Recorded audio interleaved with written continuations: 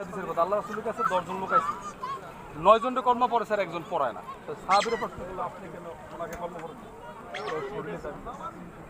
তো তাবিজে খুলে ফেলাইছে, খোলার পরে রাসূল কর্ম করছে, বলছে যে তাবিজ দরকারে সে শিরক করলো।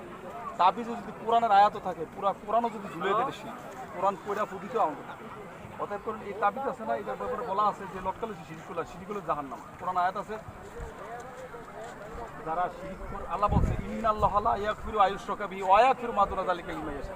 আমি আল্লাহ পৃথিবীর অন্যান্য গুনাহ ক্ষমা করে দেব, কিন্তু শিরক ক্ষমা করব না। অতএব এই তাবিজটা আপনি কি জন্য দিয়েছেন আমি জানি না, খুলে রাখবেন না। কবিতা আলেমরাই করে আমরা শিকার দরকার, আমরা আমার শিখে দেব, শিকার দরকার। এখন তাবিজ কিন্তু আমি আগে ব্যবহার করছি, যত পাইছি সেটা কিন্তু তাবিজ। আর আল্লাহ বলছে যারা এগুলি করে তাদের ইমানটা ওখানে দিয়ে দেয়। দেখবেন অনেকে দেখছে একটা তাবিজ দিতে ভালো হয় না, পঞ্চবটি গেছি এক লোকের হাত তাবিজ দিচ্ছে, পরে ভাই আপনি তো এটা ভুল করছেন। পরে সে কি করলো, মাজার দেখালো, গলার দেখালো, তার তাবিজে ভরে গেছে।